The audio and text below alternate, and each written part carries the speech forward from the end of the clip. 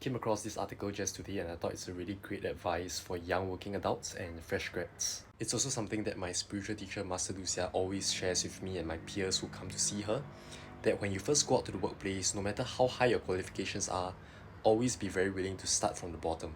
The skills needed to thrive in society is very different compared to the academic skills that we learn in school.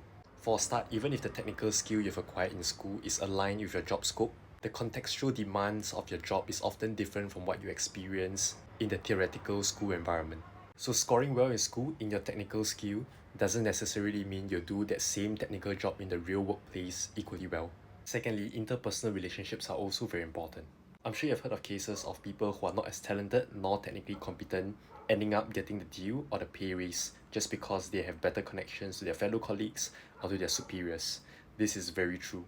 Thinking you're all high and mighty just because of your academic qualifications will affect your attitude and so impede your ability to build better connections with your colleagues and the people around you in the workplace. Whereas if you throw all this academic superiority out of your head and be willing to be extremely humble and start from the ground, people will really appreciate this attitude and humble spirit of yours, and so you can score more brownie points with them.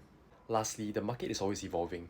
So in a year or 5 years time, whatever you have learned in school may not be relevant even in your technical job scope. So if you were to wear the hat of academic superiority, it will only taint your work attitude and so impede your ability of growing yourself and keeping up with the times. And on a last note, never be afraid of being underpaid.